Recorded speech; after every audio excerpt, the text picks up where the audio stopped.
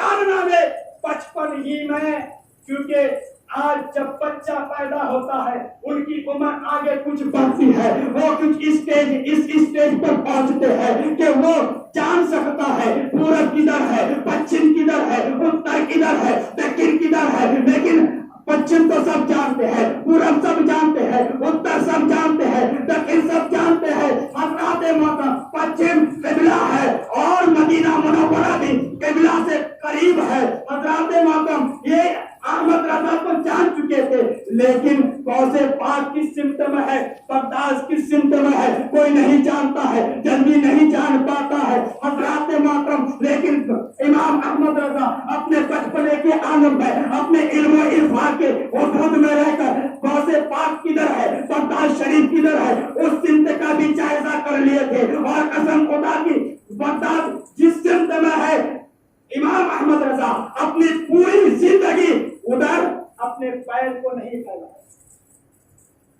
کہیں ایسا نہ ہو بے ادبی ہو جائے، اس عدد کے دائرے کو ملحوظ کرتے ہوئے امام احمد رضا کبھی غوث پاک کی سمت کی طرف اپنا پیر نہیں پھیلایا۔ کیوں؟ وجہ کیا ہے؟ میں نے شروع ہی میں بتایا کہ اللہ نے فضل فرماتا ہے، کرم فرماتا ہے، آمنہ کے نام کو پیدا فرمایا، ان کی کیٹیگری میں تمام نبیوں سے افضل قرار دیا، تو ان کے لیے بھی بشارتیں دی گئی، ان کے پیدائش ان کے مقبوض سے پہلے بشارتیں دی گئی۔ ویسے ہی غوث پاک کو تمام ولیوں کے سردار قرار دیا ان کی کیٹیگری میں، تو ان کی بھی بشارتیں ہوئی۔ یہ تو ہمارے بزرگان دین سلف و صالحین کا طریقہ رہا۔ آپ کو بتاؤ امام اعظم ان کے استاد حضرت حماد کے گھر 2-3 گلی کے آگے، حضرت امام اعظم ابو حنیفہ کے گھر سے 2-3 گلی چھوڑ کر امام ان کے استاد حضرت حماد کا گھر تھا، لیکن آپ اپنے استاد کے گھر کے طرف کبھی اپنے پیر کو نہیں پھیلایا ہے، تبھی پیر جا کر آپ نے امام اعظم کہلایا، اور یہ امام اہل سنت مجدد اعظم کہلایا۔ حضرات محترم ہم تو صرف اعلیٰ حضرت کو اعلیٰ حضرت سمجھتے ہیں۔